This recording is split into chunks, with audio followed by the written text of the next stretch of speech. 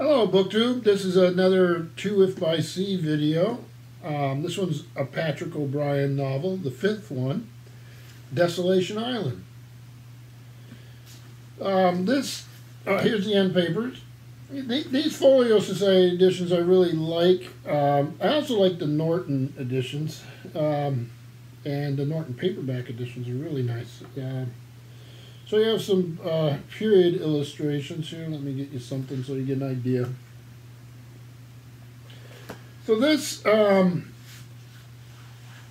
starts again with Aubrey in Ashgrove, and his financial problems for now are relieved. Those are those prizes he sent home from the last novel. Let me see. There's a gentleman. I want to make sure I get his name right. I think it's Kimber. I don't see it here. I'm not gonna search for it all day. Or Kinder. Aubrey. This is a way of showing that Aubrey is a master at sea. Not really going to be fooled for long by an opposing ship captain or admiral or anything. Not quite so talented on land. We open with him playing cards, and Mattern comes to visit him and realizes he's probably getting cheated. He's definitely something's not right with the bad guy who's offering to develop his property for him. This is the Harbor and High Seas, the geographical atlas that I use for these novels, and it's incredibly handy, so easy to find. You can find it used. And they'll have a chart I want to show. So, Mattern, we know, is a spy. We've seen a little more of him being a naturalist also. He's a complex character. And there's this incident with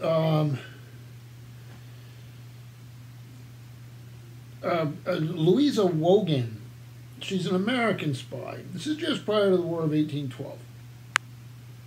And Mattern had a relationship with Diana Villiers, who ends up escaping England with a Mr. Johnson, who is an interesting character in his own right, but that won't be developed here as much. So, Wogan's captured by the Brits, and she's going to be executed, but she has friends in high places, and she's going to be sent to New South Wales. And she's being sent to the colonies, and it's a pretty rough. She's a convict, and she's being transported. Aubrey's given a ship, and then Mattern is sent along to try to see if he can get more information out of this Wogan. So. The ship is the Leopard, and when they go, this is a huge trip from England all the way to Australia. You're supposed to have rendezvous and all that stuff, but the most exciting thing is there's a duel in the South Seas. And from South America to, almost all the way to Desolation Island off the Cape of Good Hope. So I've got it marked here. Hopefully you can see this. This duel is beautifully described. It's one of the best things so far. Now, the Dutch ship they're having to duel with is the Wak Zamheid, and I'm not saying that correctly, and I apologize. It's almost mythic in character, in the mists and the fog, and this ship always is hunting them, always seems to be one step ahead of them. The battle's unbelievably wonderful. Eventually, obviously, our hero's going to win, but he does it after being wounded and with a lucky shot, and then the opponent ship broaches in the waves after she loses control and goes to the bottom. Unbelievably good. But in the meantime, the Leopard is in bad shape, right? And the use of pumps and everything to try to keep this ship afloat. Part of the crew breaks away with permission under a disaffected officer, and they go their merry way to try to save themselves. But the loyal crew for Aubrey stays with him. There's a Mr. Harapith who replaces the assistant surgeon under Maturin, who gets I think he gets killed. I'm trying to remember. Is an American who had followed Wogan on board. He'd been a stowaway. Even though he's an American citizen, Aubrey makes him a midshipman because Maturin needs an assistant.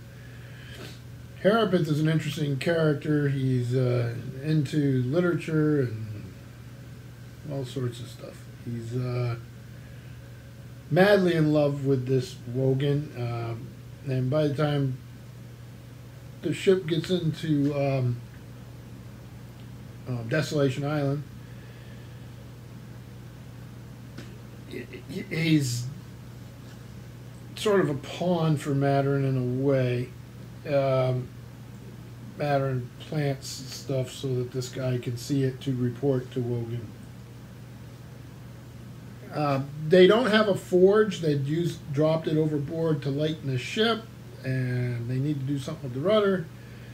An American whaler comes into the island, and Maturin, because that ship had lost its surgeon, Maturin goes over and helps and is able to make a happen that Aubrey and his men can use the other ship's forge, and Maturin sort of ensures that the Brits won't impress the American sailors on their boat, which is part of the problem, that the Brits were constantly doing this, and that was one of the primary reasons for the upcoming War of 1812. The island itself is interesting, full of penguins. It has this little like wild cabbage type thing that Maturin uses to sort of help fight off scurvy.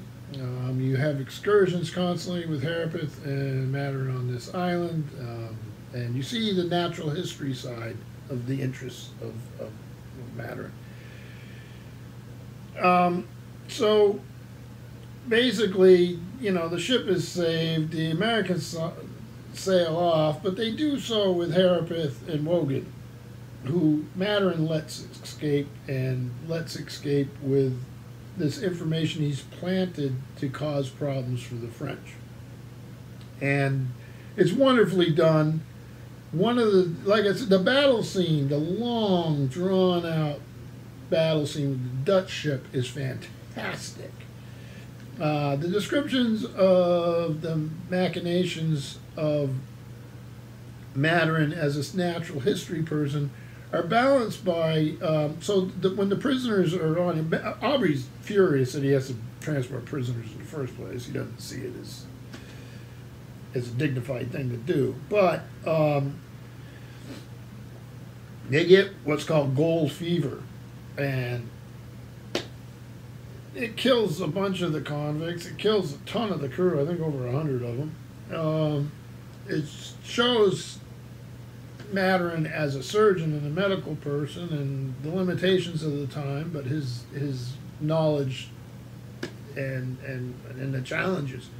So it's pretty grim stuff, and then that set piece with this ghostly, almost specter-like ship just dogging them across the South Seas. It's just fantastic. So this is one of the stronger, more, well, they're all strong so far in different ways, but that ghostly contest, and then, you know, Desolation Island itself is an interesting place. The title is wonderful, and the island, well, it matters what your definition of desolation is, right?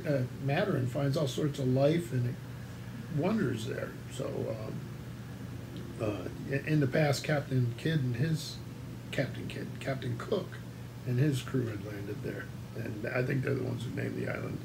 It has another name. I think I can't remember what it is, but like a lot of these places, sometimes when they change hands, they change name.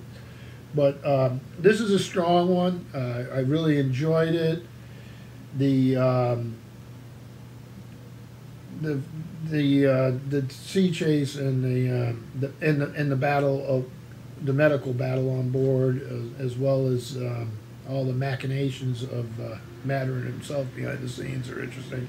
As is the inept quality of Aubrey on shore to open everything up. So. Good novel. Strongly recommend it. Strongly recommend the series so far, and I hope everyone's doing well. And thank you, BookTube.